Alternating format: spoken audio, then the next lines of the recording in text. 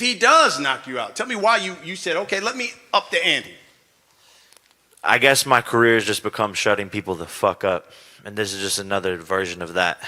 So, up the ante, prove that there's no knockout clause. The fact that people think that they're idiots, and I'm willing to put money on it. That's it. I appreciate the half a bag. I'm going to throw in some crypto. Does that put any more pressure on you to try to get the knockout? Absolutely not. If you go to the recreational center, you play some one-on-one basketball with a guy, he beats you 7 rounds to 1 or 7 points to 1, however you want to look at it. And then you come back next Thursday and you want to beat that guy in one-on-one basketball, just because he is going to pay you to beat him doesn't mean you can. I'm not nervous at all about that. If anything, it's my advantage. He's going to come out, try to knock me out, and like he just said, he's going to get caught because he respects my power. A lot of people online were saying, why didn't you finish him? Why didn't you finish him? Because Tyron felt my power in the first round, and he knew that if he walked into that shit, it's on the canvas. I hurt him multiple times in that fight, but for some reason people don't want to talk about that. When did the referee ever come towards my way to save my life?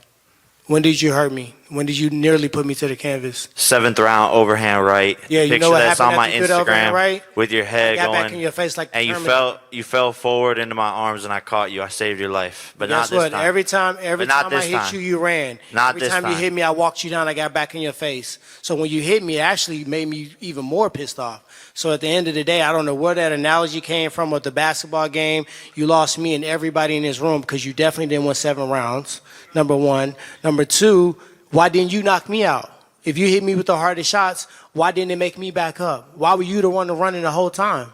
So it begs the question, and we'll wrap it up with this. Let him answer that. I said, no, 100%. I didn't hit you with my best shot, and that's the beauty of this fight coming in, and that's why I'm Why so didn't you? confident. What was you I didn't saving hit it you with for? my best shot. It was a bad night, and I still beat you. It was plain a and bad simple. night? And you should be embarrassed by that because I beat you on a Saturday's bad night. gonna be a bad and my night. first time going 8 rounds. That was first time that ever was a getting Christmas hit by gift. a 10-ounce glove. August So, 29th was a Christmas You gift. don't know. December How about this? 18th, You don't know Saturday what's night, is going to coming. be a bad Hold on, night. we'll wrap it up. How will you be different this time around? You'll see. Enough with the talking. We're 2 days away. Everyone can tune the fucking Showtime.com/pay-per-view. Fucking be there. Otherwise, you're missing out on one of the greatest fights ever. Thank you. Tyron, how will you be different? I don't need to be different. I just need to go out there and get it done this time. I needed more time the last time. This time I'm getting some extension to that last fight, so I'm going to get the round done. This is the round 9 to me. Here we go, folks. Leave no doubt. Jake Paul, Tyron Woodley, Showtime pay-per-view. I know members of the media have got questions. We got a mic. We just ask that you introduce yourself and tell us who you are and who you're with. This message is, this question is for Frank Gore. I'm Greg Ivory with Bleacher Report Betting. I'm riding with you. Me and the BR Betting is riding with you on Saturday, but you the underdog. So what do you got to say to the people that's betting against you, Frank? Man, I've been underdog all my life, bro. I'm okay with it. I will say, like I said before, I train real hard. I've been around this sport for a long time, and the world gonna see my type of skills I got in the boxing ring. Let's go. Mark Raimondi for ESPN. I just wanted to ask Anthony Taylor a question. When this fight was first booked with Chris Avila, you posted on Instagram that you're not a fan of the Diaz brothers, Team Diaz, and you don't like anything that they stand for. Could you elaborate on what that means? Well, stating back to the last time I fought Chris Avila, when I smacked him up in a cage, Nate, a.k.a. Cameron Diaz, didn't like the fact that I beat his butt buddy. So Nate got butt hurt, threw a water bottle at me. Him and his group tried to jump me. From there on, it's been beef like that. Now I got the opportunity to shut him up again. And if Nate wants the problem, we can settle it somewhere elsewhere. But, I'm coming into this fight with a whole new skill set, dominant. I'm going to show you guys why I transitioned over from MMA to boxing. And then just for Chris, any response to what Anthony said, and how do you see the fight going on Saturday night? It's an 8-round fight, and it's gonna play into my advantage. He ain't got what it takes, so he can say what he wants. And the last fight when we did fight, he didn't do shit. You can watch it again, and all he did was run. he didn't engage. He probably ain't gonna do the same shit on Saturday. So The only but- thing you engage in is pot smoking, bro. You not even a fighter. You like 8 and 9, bro. You suck, bro. Like, I swear to God, you This suck. guy's just mad because all my homies already whooped his ass and punked him all over the place. Yeah, but I got that It's all W good, though. on my name, not yours. You're a has-been, bro. You're a drummer boy, bro. Like, you a nobody.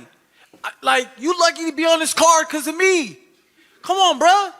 Because of me. I put this dude on too. I No, gave him yeah, the fight right. in Come on. Bellator. Nate put you on, Gave bro. him the fight Your in boyfriend put Bellator. you on, bro. He went on to fight Tommy Fury, whatever. Man, Wasn't stop no real playing fighter. Stockton, Got put Stockton. on. You Getting ain't put on about that again. life. So You ain't a sorry. gangster. Ask your question. Hi, Caroline Jastrzemski, House of Highlights. I have a question for the NBA legend. If you were putting together an NBA boxing card with current players, who would you want to see on there? That's a tough question. Well, Kendall Gill for one, because he's had some professional fights, so I definitely got to throw him on there. James Johnson. Is it James Johnson? I think James Johnson's like a black belt, so I know he's got some training. Throw him on there. Then like some legends like Charles Oakley, because I know he used to throw hands on the regular. One of my former teammates, Jerry Stackhouse, because he used to throw hands on the regular as well. So I'd probably put those guys on there, and then I'm gonna throw myself on there. You just gonna leave out Nate Robinson like that? Come on, man.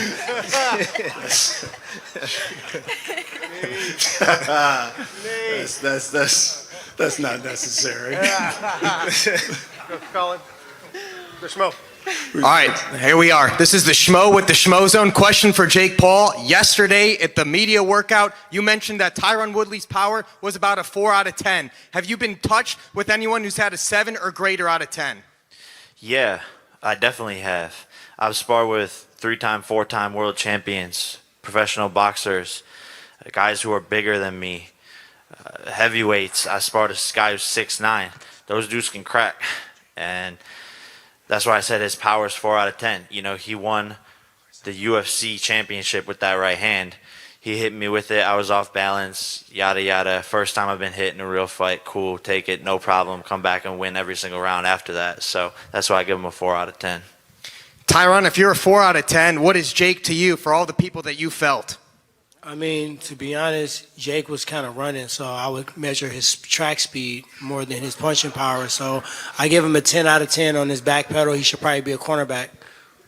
I might actually go to the NFL after this, or NASCAR. I'm still debating.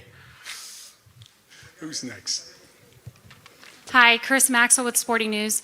Tyron, yesterday during media workouts, Jake Paul had compared himself to potentially be the next Muhammad Ali. What is your reaction to that?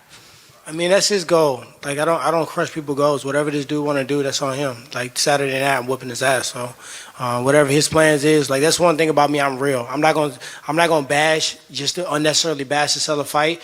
If he got goals and he got ambitions and shit he want to do, then have at it. But Saturday, my goal and my mission is clear, and it's independent of his.